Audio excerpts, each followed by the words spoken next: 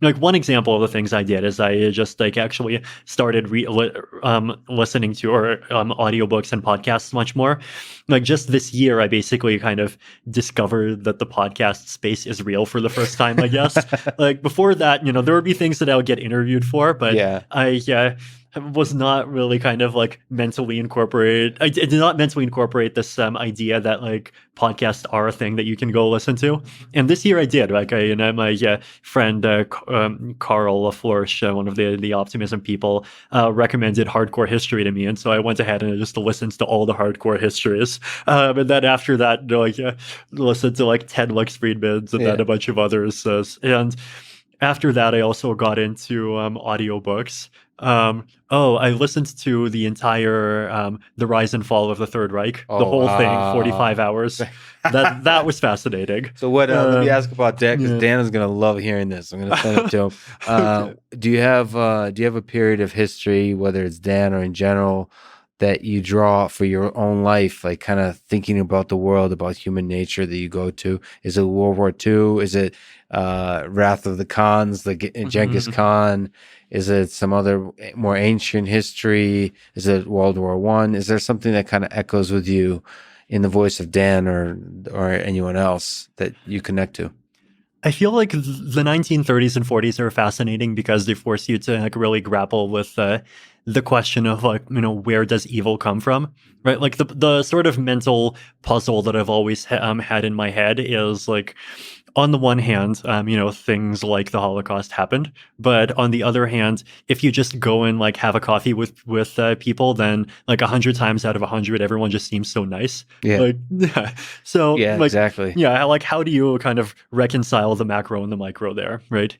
And that's the sort of thing that's very difficult if you don't have a lot of, I guess, the right kind of personal experience, like especially if your personal experience starts off being sheltered, like it was for me, right? Like I know the stereotype is that the nerds get bullied in school, but like actually for me, in my school experience was just being treated with kindness by everyone. Yeah.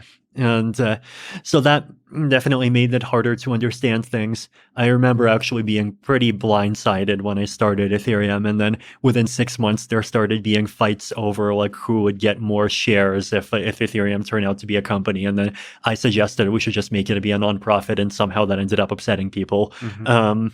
So the fascinating thing for me is that like I've been, obviously reading and listening to the history, and then at the same time just like observing things happening in the crypto space. And so one of my interesting mental intuitions that I've gotten is that I think like most evil doesn't come out of greed, it comes out of fear. And like one example of this in Ethereum land, right, is like I think the part of Ethereum history where I thought that the Ethereum community was at its lowest, and even when I personally was at my lowest. If you go back to the DAO fork in 2016, right? So, the DAO hack happened, and then we made this controversial decision to change the Ethereum protocol. And we, then there was that Ethereum Classic split. And as soon as that Ethereum Classic split happened, there was like a lot of anger everywhere, and there started especially being anger when the price of ETC started like ticking up, right? So this was the time when Ether started off being $13 and then Ethereum Classic started at 0, but then suddenly there was this one day when like ETH dropped to 12.5, ETC went up to 0.5, and then they dropped more. And people were saying things like, this whole thing, Ethereum Classic is just a psyop by, the Bitcoin community and just the wealthy Bitcoiners trying to destroy Ethereum. And like in the back of my mind, I knew that that wasn't entirely true. Like there definitely were Bitcoiners, but at the same time, like I think blaming political like internal blaming disagreements on foreign interference, right? Like this is the sort of thing that like countries, governments do all the time. Like a very convenient excuse, right? Because it allows you to just like blame these things that are happening on the foreigners and avoid like actually grappling with the facts that like, well, no, actually you have people in your very own community who just disagree with you and have a different belief. And I think, I feel like the Ethereum community, like during that time, did not do a very good job of grappling with that. And I feel like I, during that time, did not do a very good job of grappling with that. And so there was a lot of like blaming the Bitcoiners. There were also even a lot of people calling for us to use trademark law and like basically sue exchanges and like try to prevent them from listing Ethereum Classic.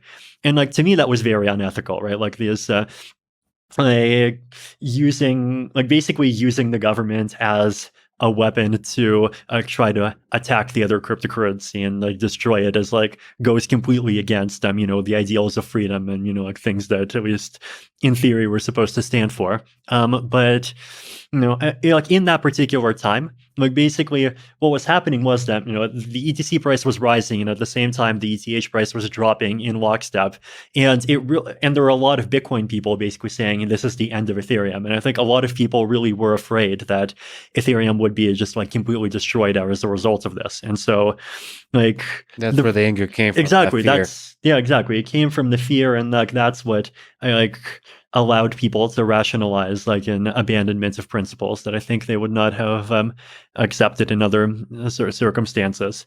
And like I definitely like to some extent played along with this myself, right? And I do definitely regret that to some extent. Well, and I definitely regret like the excesses completely. But so that, and then obviously Bitcoin block size war, similar sort of stuff happened.